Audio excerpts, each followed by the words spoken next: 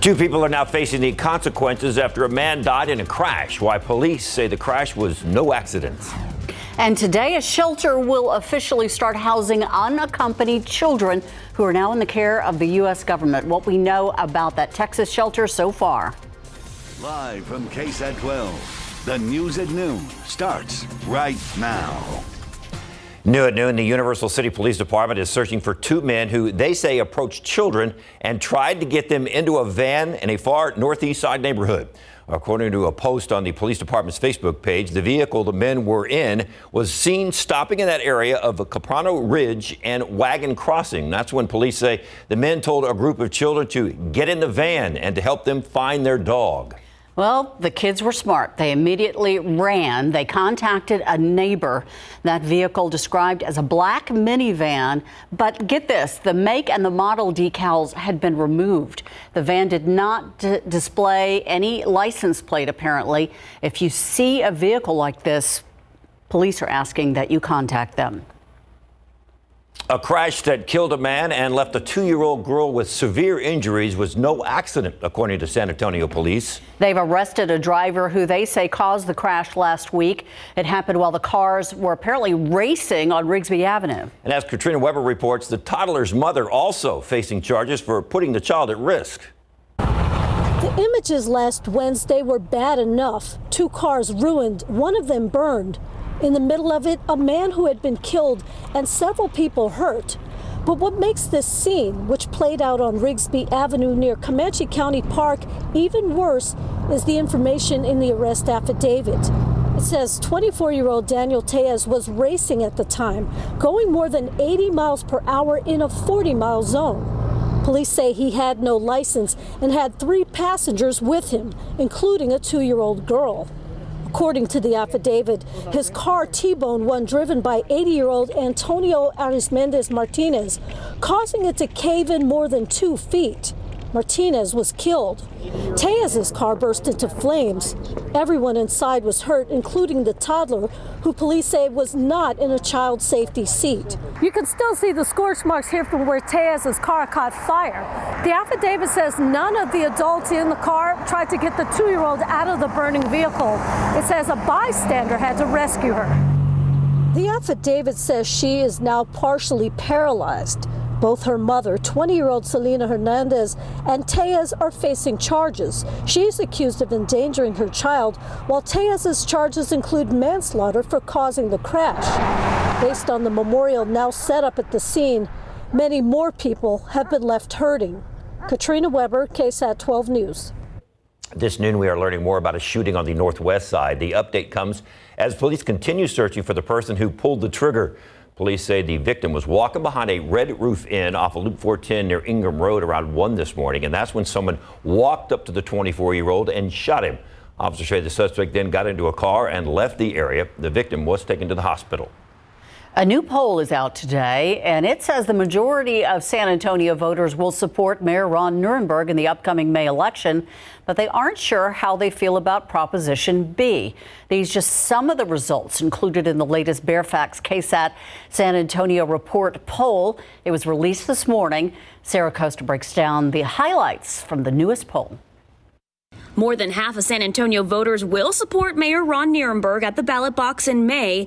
Voters are still undecided on how to vote for Prop B, and most residents blame ERCOT for the power and water outages caused by February's winter storm. These are just some of the main takeaways from the most recent quarterly nonpartisan polling done by Fairfax KSAT San Antonio Report. The goal of the poll is to provide a deeper understanding of issues that drive our community. So let's dive into the numbers. The poll shows that more than half of San Antonio voters plan to cast a ballot for Mayor Ron Nirenberg, that poll number at 56%. The mayor's biggest threat, according to the poll, is Greg Brockhouse, who narrowly lost to Nirenberg in a 2019 runoff. A total of 21% of respondents say they'd vote for Brockhouse, and another 19% say they are undecided. Dave Metz, the founder of FM3 Research, which conducted the poll, says the mayor is in an extremely strong position. When it comes to Proposition B, voters are less decided, and results show it's a toss-up with less than a month to go before the May 1st election. Proposition B is a high-profile initiative that would strip San Antonio police of their collective bargaining power. Support for Prop B is at 34% compared to those against it at 39%. More than a quarter of those polled, 28%, are undecided. Researcher Metz says these results show the race for Prop B is wide open. He says it's likely that the ballot language is a little technical and confusing, and many voters are in need of additional information. When looking at the February winter storm, a majority of those polled believe it's primarily ERCOT's fault for the mass power and water outages, 13% holding Governor Greg Abbott accountable, and 10% believe CPS Energy is most responsible. Right now on KSAT.com, you can see a full list of those results. Also on our website, we'll be live streaming a debate on Proposition B this Thursday at 7 p.m. You'll hear from both sides of the matter. Sarah Costa, KSAT 12 News.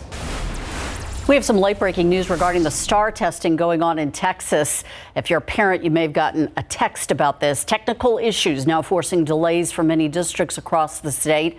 4th and 7th graders were to begin taking the standardized test today, but there were some issues with the vendor, and that prevented students from staying logged on or getting logged on. The Texas Education Agency advising districts to stop testing while the vendor resolves the issues, and online testing will then resume tomorrow. We checked in with one local school district, the Northeast ISD. We were told the district is postponing tests until next week. You might remember students were required to show up in person to take the test, but issues statewide have forced many of those districts to push back the testing. The TEA says this is the last year the vendor education testing system will be administering the STAR test in Texas. A shelter in Carrizo Springs now taking in unaccompanied children. That's according to U.S. Customs and Border Protection. The site will take in teens between the ages of 13 and 17, and the first group is supposed to arrive today. The children will go through a medical checkup. Then they'll be getting clothing, toiletries, food, and snacks. This shelter has a potential capacity of 440 beds. The new site is part of a larger effort by the Biden administration to increase bed capacity for unaccompanied minors who have been showing up in growing numbers in the past few months. Today, Governor Greg Abbott announcing that he has issued an executive order to try to stop state agencies or political subdivisions in Texas from creating vaccine passport requirements. The order prohibits organizations that receive public funds from requiring consumers to provide documentation of vaccine status in order to receive any service or enter any place. Let's take a look at those numbers, where we stand with coronavirus cases here in Bexar County. 275 more people were diagnosed with COVID-19. Health officials did not report any new deaths. In our hospitals, 179 COVID-19 patients are hospitalized. 72 are in the intensive care, and 30 patients are on ventilators. Now to the nationwide fight against COVID-19. The CDC now says that more than 107 million Americans have received at least one vaccine dosage. However, as ABC's Ike Ejochis tells us, we're still seeing rising cases averages in 19 states, while officials warn of contagious new variants. A sellout crowd at the Texas Rangers home opener. We're up for it. We're ready to go. We've been waiting a year for this. 40,000 fans, some wearing masks, others not. They're taking a chance. It's risky. I hope we don't see any deleterious consequences of that. Dr. Anthony Fauci on GMA, concerned restrictions are being lifted too early. COVID deaths are now rising in at least 18 states. Hospitalizations are up over 10% in 16 states. The upper Midwest had a 23% jump in the past week alone, according to HHS. The CDC coming out with new information. 4 straight weeks of increasing cases and hospitalizations. They're attributing the current spike to younger Americans who've yet to get vaccinated, putting a spotlight on youth sports. But we're finding out that it's the team sports where kids are getting together, obviously many without masks, that are driving it rather than in the classroom spread. Some experts are now pointing to the highly contagious B117 variant as likely to blame for the new surge. Dr. Michael Alsterholm of the University of Minnesota says it's now the dominant strain in the state. Just in the last 2 weeks in Minnesota, we've had over 749 schools in our state where kids with B117 or COVID-19 in general were actually found to be in school. And so what we're having happen right now is kind of a perfect storm. Bad bug, lots of opportunity for transmission. Nevertheless, more states are dropping restrictions. Tuesday in Indiana, the statewide mask mandate expires. Please remember to wear your mask. All while Rangers fans continue to pack the stands. There is positive news. The White House now says 1 in 4 American adults has now gotten at least one COVID vaccination dose. Ika Jachi, ABC News, Washington. Summer-like heat heads our way next couple of days. We'll be in the 90s. Chance for some storms, too, on Friday. We'll talk about your forecast coming up. And the Spurs wrap up a 9-game homestand. Coming up in sports, Greg Popovich's reaction to their current state of affairs. For the past 40 years, the San Antonio Museum of Art's been a part of our community here in the Alamo City. After the break, we're going to take a look at some of the new exhibits it has planned.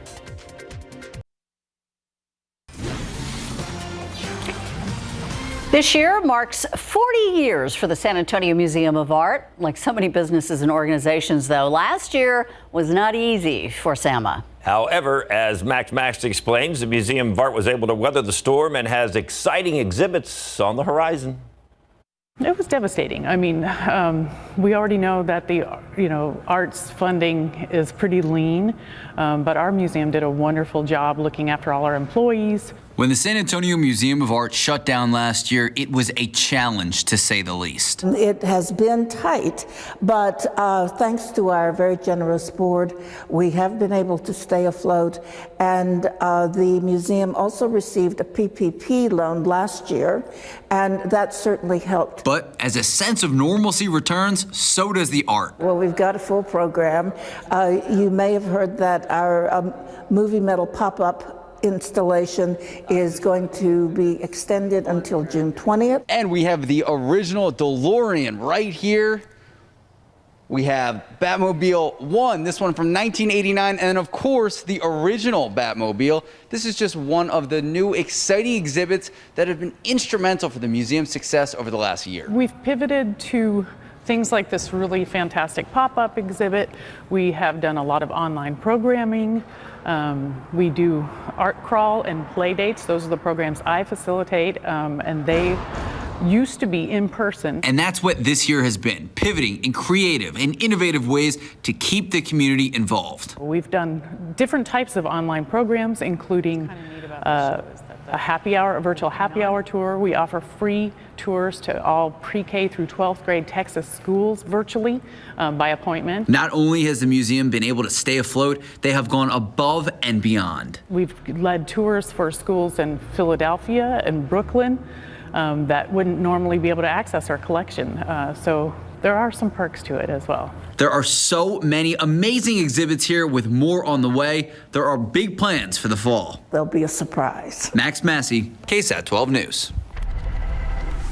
Outside with live cat. Yesterday was in the 70s at this time. Look at that. It's already up to, what, 81? Ooh. Yeah, not exactly jacket weather anymore. No. Don't even need to bring one to work today. Not at all. You won't need it at all this week. It's going to be hot. It's going to get even hotter as we finish out the week. Highs in the 90s. And the aquifer is going in the wrong direction. It's down over a foot today to 654.6. We're getting in the pumping season. And so this number is going to continue to go down unless we get some rain. Oak in a high category, actually very high category. It's at 15,100. That's the big problem today in the pollen count. We do have one slight chance of rain in the forecast along with those hot temperatures. 7-day forecast is coming up.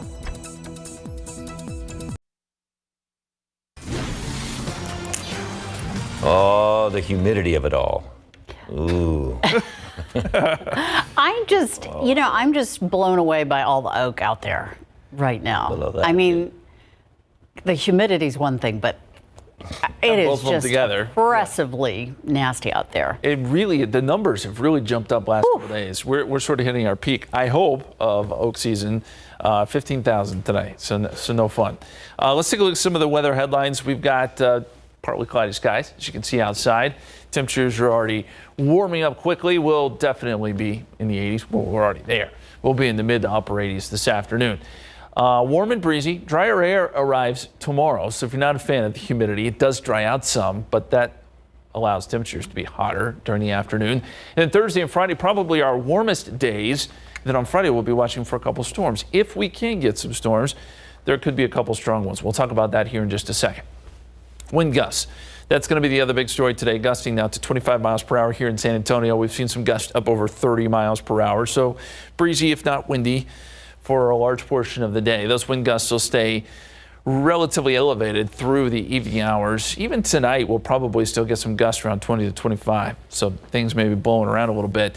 The satellite picture shows clouds are starting to fade away. We're getting lots of sun here in San Antonio. 81 at Port SA, 80 Stinson, 81 Randolph, 79 Seguin, 83 in Pleasanton. Full sun out west, so your numbers are already jumping into the mid-80s down there around Cotulla. You get a little more cloud coverage, get out towards Hallettsville, Gonzales, down to Shiner. Temperatures in the 70s there. A forecast high temperatures, 80s and 90s today. Probably some low 90s out west. We'll be in the mid-80s to upper 80s here in San Antonio. Yes, the humidity is there. We've got dew points in the 60s, so that puts us in the muggy category. And as we go forward in time, this is around 6:30 this afternoon. Dew points fall off a little bit, so it's not going to be too bad outside as far as having a heat index or anything like that. And as we get into tomorrow, the dry air really starts to work in with a frontal boundary, and that brings dew points way down by tomorrow afternoon. This front will not cool us down. In fact, we'll see sort of an opposite effect because it is drawing in some drier air. Temperatures will actually get warmer next couple of days. Here's what we're watching. Spin in the atmosphere right there over Salt Lake City. This storm will move towards the plains. That's what will bring that front through. Unfortunately, it doesn't bring any rain with it as it does. Again, just the dry air. So the frontal boundary will be moving through, I'd say, tomorrow afternoon. Now, there could be a shower or storm east of San Antonio, but the chances of that are pretty low. Best chance for showers and storms will be Tyler over towards Shreveport up to Little Rock tomorrow. Then as we get into Thursday, dry line sets up. That brings in some more dry air on Thursday, which again will allow for some warm temperatures. And then by Friday, dry lines around. We get some upper level support. We could get some thunderstorms. I think this model probably overdoes it just a little bit, but if we can get some storms to develop Friday afternoon, all the ingredients are there to see some stronger storms. It's going to be a matter of if we get the storms going. But again, if they do, we'll have to watch closely for that. 90 tomorrow, 95 Thursday, 95 on Friday. We'll put in a 30% chance of storms. And generally, if we do see those storms, it'll be east of I-35. Cooler this weekend, cooler in quotes, 86 on Saturday, 89 on Sunday with partly cloudy skies. Guys.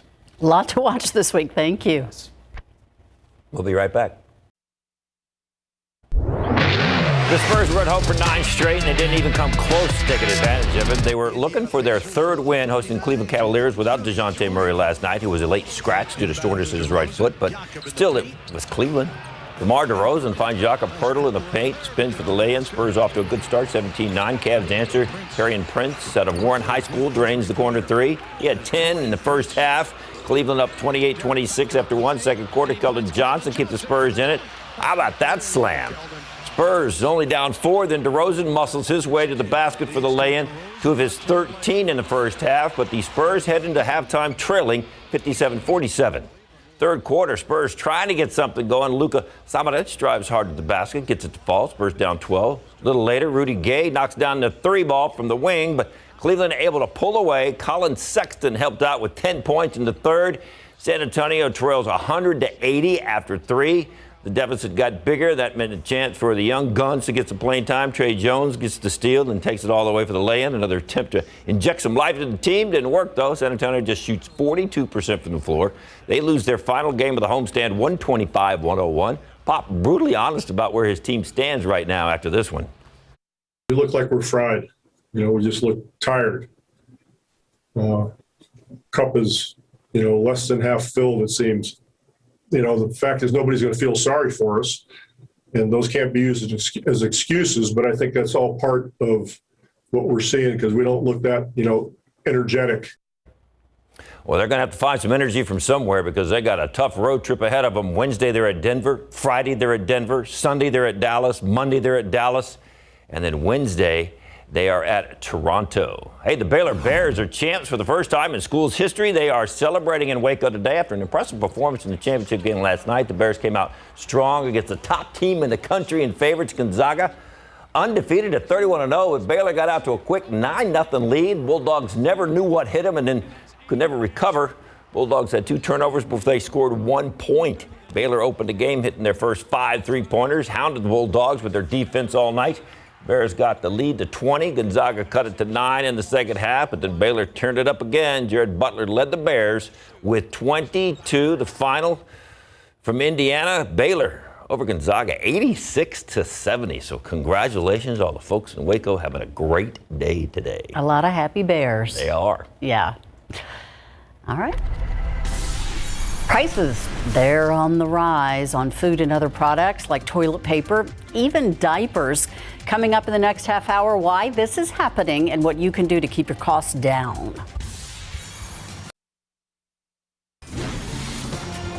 It is day 7 of the Derek Chauvin murder trial. Today, we expect to hear from the man who was in the car with George Floyd during his arrest. As ABC's Andrea Fujii reports, this comes as yesterday's crucial testimony from the Minneapolis police chief.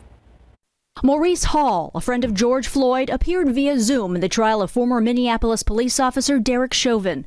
Hall was in the car with Floyd that day last May. His attorney argues that by testifying, he could potentially incriminate himself. So to combat that, the judge has asked the defense to draft questions it intends to ask Hall, and his lawyers can review them to prevent him from pleading the Fifth Amendment on the stand. He spoke to Good Morning America last June about being there when Floyd died. I'm begging for his life. That's what's going to stick with me. On Monday, the jury heard from the Minneapolis police chief, who said Chauvin's knee on Floyd's neck was wrong and Chauvin should have rendered aid. I absolutely agree that violates our policy. Once Mr. Floyd had stopped resisting, and certainly once he was in distress and trying to verbalize that, that should have stopped. The jury also heard from the department's training commander, who testified that Chauvin was fully trained and said Chauvin's posture on Floyd was an unsafe tactic. How long have you known about the potential dangers of positional asphyxia?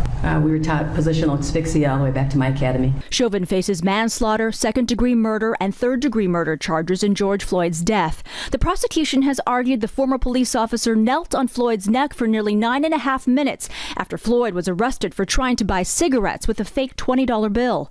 The police chief fired Chauvin the day after Floyd died, ending his 19-year career as an officer. Chauvin continues to maintain his innocence. The emergency room doctor who declared Floyd dead at the hospital also testified on Monday, saying he believed the primary reason for Floyd's cardiac arrest was lack of oxygen, not a heart attack or drug use like the defense has argued. Andrea Fujii, ABC News, New York. Embattled Congressman Matt Gaetz says he will not resign from Congress. The Florida Republican made his statement less than a week after reports emerged that he's under federal investigation for possible sex crimes. Gaetz wrote a column that appeared Monday in the Washington Examiner. Gaetz denies accusations that he slept with an underage girl. He also suggests he's being targeted by political foes. The 38-year-old has been one of former President Donald Trump's most loyal defenders. So far, Gaetz has received almost no public support from other congressional Republicans and none from Trump. The Capitol police officer killed in last week's attack at the building will lie in honor in the Capitol's rotunda next week. Officer William Evans died Friday after a man rammed a vehicle into a barricade at the Capitol. House Speaker Nancy Pelosi ordered flags at the Capitol to be flown at half-staff in his honor the same day. Lying in honor at the Capitol is the civilian equivalent of lying in state, which is reserved only for government and military officials. It's a rare honor that was last given to Brian Sicknick, the Capitol police officer killed in January's riot. Other civilians to lie in honor include Billy Graham and Rosa Parks. Evans served on the Capitol Police Force for 18 years. Capitol Police shot and killed a man driving the vehicle that killed Evans at the scene. A recent study is showing some encouraging results when it comes to COVID-19 in people with multiple sclerosis, or MS. Researchers found that they are not at greater risk for complications from the virus. The study looked at data from more than 1,600 MS patients with COVID-19 in North America. For those unfamiliar, MS is an autoimmune disease that attacks the brain and the spinal cord. Researchers made some interesting discoveries, including how MS therapies impact COVID-19 complications. They found a majority of MS treatments didn't make a difference. However, there were a few that led to worse outcomes, like steroids. Dr. Robert Fox is a neurologist for Cleveland Clinic and one of the study's authors. He says this information can be helpful for doctors when it comes to caring for patients and discussing prevention. Of course, we recommend to all of our patients to do the standard things to avoid COVID-19, hand washing and masking and social distancing. But we emphasize it even more so in patients who are getting steroids or patients who are getting those MS therapies that put them at higher risk for complications. As for the vaccine, Dr. Fox says they are recommending people with MS to get vaccinated. He says preliminary data shows it is considered safe. Chronic diseases could be the next big health hurdle for the U.S. That's according to Robert Califf, who's the FDA commissioner for former President Barack Obama. He specifically points to heart disease. Califf said the U.S. was already dealing with an increase in deaths from heart conditions like stroke. He noted these deaths, when added to deaths caused by the coronavirus and drug use, could cause a steep drop in the average U.S. life expectancy by as much as 3 years. You're not going to like this. The next trip to the supermarket might have you doing a double take on the prices. Some manufacturers now warning that they are going to charge us more. Companies already announcing plans. They're going to be raising prices. General Mills says Cheerios will cost you more. Hormel raising the price of ground turkey, and a jar of Jif peanut butter will also cost you more now. There are a lot of reasons behind the price hikes. Manufacturers paying higher prices for freight, manufacturing, and shipping fees, which is getting passed on to us, the consumers. Companies are also paying more for ingredients, things like grain and the pulp that goes into paper products, more expensive right now than they were last year. Experts say there are ways to keep your shopping costs low. You need to stock up and strike when the price is right. You've got to think about what you routinely use, and if you see it on sale, you certainly need to buy it in bulk.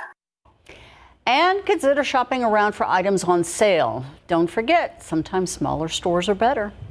A pandemic-fueled mortgage boom is prompting states to receive nearly $700 million in federal grants from a special program for low-income housing. That's more than double the amount distributed last year. It's a boost that the Department of Housing and Urban Development says should produce a leap forward in government low-income housing plans across the country. The grants from the Housing Trust Fund are supposed to be used for construction, maintenance, and restoration of low-income housing. The program is funded by some of the proceeds from the federal mortgage programs Fannie Mae and Freddie Mac. Looking outside with live cam, 81 degrees out there, kind of murky, kind of humid, and it's gonna get hot. Yes, we're looking at 90s by the time the week winds down, at least the work week. So yes, it is going to get warmer, although this is about the time of year when we would expect to start seeing 90s. So we're kind of right on time here. I want to show you the aquifer because it has been dropping. It's also the season for pumping, and we're going to see this, the aquifer continue to drop unless we get some rain. And there's not a whole lot in the forecast. Today it's at 654.6 and dropping. This graph shows the aquifer since February 1st. We, of course, had the big drop during the freeze, and then it's been sort of tailing off ever since. Temperatures across the state, closing in on 80 here in San Antonio. Same story in San Angelo, 82 out in Midland, 81. Marfa, it's warm across the state, and it's also rather breezy in a lot of spots. And as we go outside for you right now, temperatures sitting at 79 at the airport. Dew point is at 61. Southerly winds at about 17 miles per hour, and winds have been a little bit gusty today. We'll take it up to 86 for your high. Mostly sunny skies this afternoon. Southerly winds 10 to 20 miles per hour. Guys. Thank you, Justin. NASA's Ingenuity helicopter surviving its first freezing night on Mars. What comes next in the mission? Still ahead. Godzilla versus Kong. The matchup proved to be a box office hit. It's pure gold. In fact, it was the biggest blockbuster of the pandemic. How the movie's success has given Hollywood a reason to be hopeful. Never miss a story. Watch live or when you want. San Antonio's latest news and weather, streaming free on KSAT TV.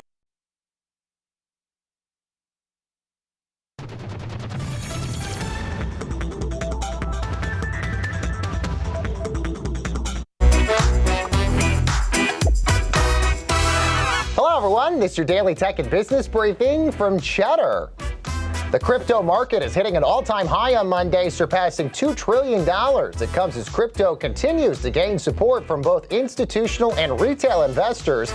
Monday's surge was led by both Bitcoin and Ether, the second largest crypto, Ethereum, hitting a record high of $2,100 this morning. That crypto up 180% year over year. Meanwhile, Southwest calling back 209 pilots to work from a voluntary leave program. The company looking for more help to support a busier summer schedule. The pilots will return to active status starting on June the 1st, and they will complete any requalification training before they fly with passengers on board again. And it was 1 year ago today that Hollywood icon Jeffrey Katzenberg and Silicon Valley giant Meg Whitman launched the short-form streaming service Quibi. The app, which was originally designed to give viewers short videos to watch on the go, soon took a turn for the worst when the pandemic hit. 6 months after its launch, Quibi officially pulled the plug. And that's your Cheddar Business and Tech Update. I'm Baker Machado, coming to you from Cheddar Studios in Lower Manhattan. The battle between Godzilla and King Kong proved to be a big draw at the box office this past weekend. For those in the movie industry, the new box office numbers are a hopeful sign of things to come from movie theaters. The newest installment in the Warner Brothers Monsterverse grossed nearly $50 million in the U.S. over Easter weekend and $285 million worldwide. The big weekend resulting in a 15% bump in AMC's stock, a promising sign to many in the movie industry and to fans happy to be back, even if the experience is a little different in the pandemic. The whole atmosphere, the whole feel of being at the movies, I don't think you can beat that. All of this comes as summer's blockbusters prepare for release. Marvel's Black Widow and Warner Brothers' Space Jam 2 both set to be released simultaneously in theaters and on streaming devices or services. Godzilla, one of few animals like that, monster animals that have their own song. Okay. Sing it. You can't bring it up and not sing it. You know the one from Blue Oyster Cult back in 1977? He was singing it during the break. Come on. They say bit of a throwback. We were gonna debut some music here. No, I like the throwback, Dan. Do service to Blue Oyster Cult like that. 79, the high so far today. 68 was the low this morning. We'll be well above average this afternoon. We're going to see above average temperatures really for the next 5-6 days. Records are 94 and 34. We'll challenge some records potentially later this week too. Your 7-day forecast is coming up.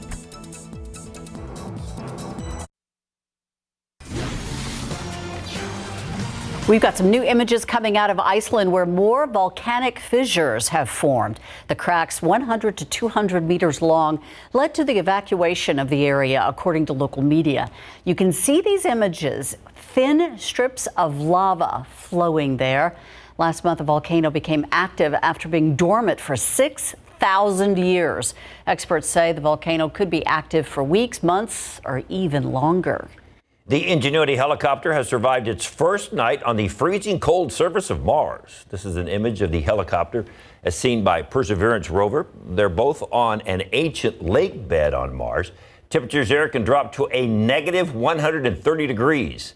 That's low enough to do some significant damage to the helicopter's electrical and battery components. Ingenuity separated from Perseverance on April 3rd.